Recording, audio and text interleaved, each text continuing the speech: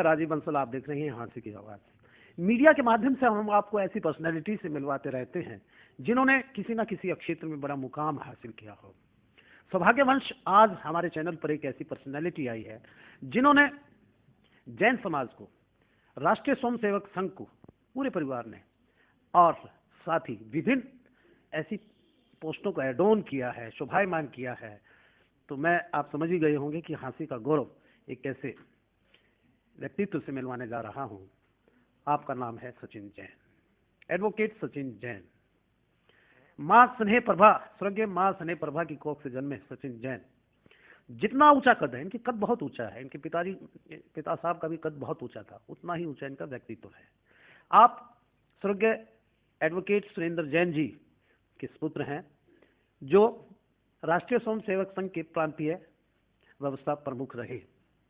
अब वो हमारे बीच नहीं है, लेकिन उन्हीं के पदचिन्हों पे चल के सचिन जैन साहब हाँसी जिला राष्ट्रीय स्वयंसेवक संघ के सह व्यवस्था प्रमुख हैं, वर्तमान में एडवोकेट हैं टैक्सेशन के, और पूर्व में हरियाणा प्रदेश के टैक्स ट्रिब्यूनल के 3 साल मेंबर रहे, 2016 से 2019 तक। और अब जो मैं बताने जा रहा हूं, हाँसी के लिए एक बड़ी गौरव की बात है। सचिन जैन साहब को आज ही एक गजट नोटिफिकेशन मिली है, अनायास मिली है। उनको भी नहीं पता था कि भी ऐसे उनकी एक नियुक्ति होगी। वो एसएस बोर्ड के मेंबर बने हैं सचिन जैन साहब। तो आइए इन्हीं से बात करते हैं। सबसे पहले तो जैन साहब, मैं आपको बहुत मुबारकबाद देता हूं कि बहुत धन्यवाद। हाल ही में हमारे पास भी गजट नोटिफिकेशन की कॉपी आई है, आप स्टाफ सिलेक्शन बोर्ड के मेंबर बने हैं। जी भाई साहब, इज इट सो? बिल्कुल। अभी मेरे को भी व्हाट्सएप के ऊपर गजट नोटिफिकेशन की सूचना मिली, उसके माध्यम से मुझे पता चला कि मेरी नियुक्ति स्टाफ सिलेक्शन कमीशन में की गई है एज ए मेंबर। हाँ जी। आपके चेयरमैन जी भोपाल सिंह जी इसके चेयरमैन हैं, जो कि पूर्व में इसी बोर्ड के मेंबर भी रहे। जी। और आपके साथ 4 मेंबर और भी रहेंगे जी। सचिन जैन साहब, आपने राष्ट्रीय स्वयंसेवक संघ में रहकर, मैं देख रहा था कि पिछले दिनों वैश्विक आपदा जो आई उसमें बहुत ही वॉरियर की तरह काम किया और लोगों को अवेयर करने का भी काम किया।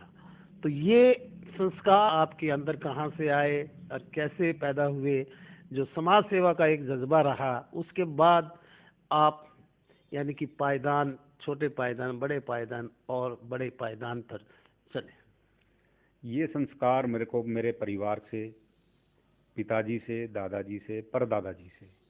मेरे परदादाजी श्री शंभुनाथ जैन सराफ, मेरे बाबा जी श्री दिलबाग राय जैन सराफ, और पिताजी श्री सुरेंद्र कुमार जैन एडवोकेट, जो कि राष्ट्रीय स्वयंसेवक संघ के माननीय विभाग संघ चालक का दायित्व रहा उनके पास। स्वास्थ्य की दृष्टि से उन्होंने उस दायित्व से मुक्ति ली, परंतु अपने अंतिम समय तक हरियाणा प्रांत के माननीय व्यवस्था प्रमुख का दायित्व उन्होंने निभाया। और समाज की सेवा करना, देश की सेवा करना और अपना सर्वस्व उसके लिए समर्पित करना, ये भाव उनके अंदर कूट कूट के भरा था। और मैं भी यही प्रयास कर रहा हूँ, जब से जन्मा हूँ, जब से स्वयंसेवक संघ, राष्ट्रीय स्वयंसेवक संघ को जी रहा हूँ। और मेरा यही प्रयास है कि मैं और मेरा पूरा परिवार ही नहीं, अपितु जन जन इस भावना को समझे, सीखे और जिए। आपकी हमारी मुलाकात एक बैडमिंटन कोर्ट में हुई। आप बैडमिंटन के एक्स्ट्राऑर्डिनरी प्लेयर रहे। जब मैंने आपको खेलता देखा कि भी आप थर्ड से भी स्मैश मारते थे, क्या ये फिटनेस का राज यही है आपकी? जी, मैं खेलता रहा बैडमिंटन, मैंने बहुत समय तक खेला, लेकिन फिर पारिवारिक दृष्टि से, व्यावसायिक दृष्टि से और फिर सामाजिक दृष्टि से वो समय नहीं मिल पाया, जिसके कारण से मुझे छोड़ना पड़ा। आप मेंबर टैक्स ट्रिब्यूनल रहे और वहाँ भी आपके बारे में बताया जाता है कि बहुत अपराइट, बहुत ऑनेस्ट और हर चीज़ को बारीकियों से देखना, और आपकी निगाह से कोई चूक नहीं होती थी। तो अब एक ऐसे पद पर जा रहे हैं जो एसएस बोर्ड के मेंबर हैं, जहां नौकरियां भर्ती होती हैं, उसमें ट्रांसपेरेंसी ऑलरेडी सरकार करती है, उसी ट्रांसपेरेंसी को बरकरार रखेंगे आप? बिल्कुल।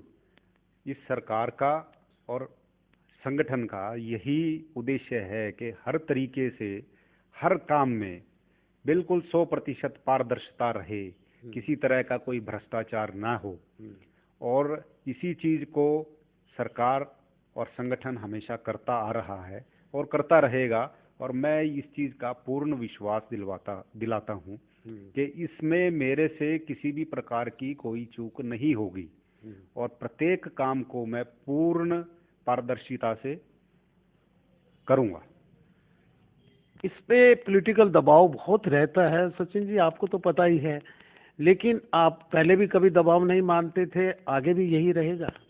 भाई साहब, ऐसा है, राजनीतिक दृष्टि से जो दबाव देने की शैली थी, जो प्रथा थी, वो पूर्व सरकारों में भले ही रही हो। जी जी। मैंने 3 वर्ष तक एक पद को पहले भी निभाया है, परंतु 3 वर्ष के कार्यकाल में मेरे को कभी भी किसी भी राजनेता से, किसी भी अधिकारी से, किसी भी मंत्री से ऐसा कोई दबाव नहीं आया कि आपने कोई काम करना है। मैं काम करने के लिए पूर्ण रूप से स्वतंत्र था, पूर्ण रूप से न्यायिक दृष्टिकोण को सामने रख के, विचार को सामने ला के जो भी उसमें संभव हुआ वो न्याय किया। या आपकी शख्सियत को देख के किसी की हिम्मत नहीं पड़ती थी? अब देखिए, इस बात के बारे में मैं कुछ कह नहीं सकता, क्योंकि मेरे को पूरे 3 साल के कार्यकाल में कभी भी किसी की तरफ से ऐसा कोई ऑफर नहीं आया और ना ही किसी की ऐसी कोई मंशा मेरे को लगी कि किसी ने प्रत्यक्ष या परोक्ष रूप से मेरे को ऐसे कोशिश किया। राष्ट्रीय स्वयं सेवक संघ से भी जुड़े रहेंगे आप? बिल्कुल, मैं जुड़ा हुआ हूँ और हमेशा जुड़ा रहूंगा। ये दायित्व संगठन ने दिया है, दायित्व संगठन ने विचार करना है, संगठन जैसा आदेश करेगा वही काम मैं हमेशा करता रहूंगा। आप एक छोटी सी अपील कर दें, क्योंकि हाँसी का गौरव बने हैं, दूसरी बार एक ऐसे पद को शोभायमान करने जा रहे हैं, हाँसी के लिए तो ये मेयरली प्रिविलेज है। जी, मैं सभी से ये अपील करता हूँ कि प्रत्येक जन अपने जीवन के अंदर राष्ट्र भक्ति की भावना को ले, जिए और उससे प्रेरित होकर ही काम करे, ताकि जन जन का विकास हो सके और जन जन का विश्वास एक दूसरे पे रह सके। ये थे सचिन जैन साहब, जिनके बारे में हमने इनको बहुत टटोला, लेकिन हमने इनकी पहले की भी जो कार्य प्रणाली थी देखी, और उसमें भी बड़े अपराइट और ईमानदार एक ऐसे परिवार की पृष्ठभूमि से आप हैं। बाबू एडवोकेट जनरल सुरेंद्र जैन जी को सब जानते हैं, और बहुत स्वर्गीय सुरेंद्र जैन जी सबके प्रिय रहे, और इतने ही प्रिय सचिन जैन जी हैं, उनकी दिखाए मार्ग को प्रशस्त कर रहे हैं।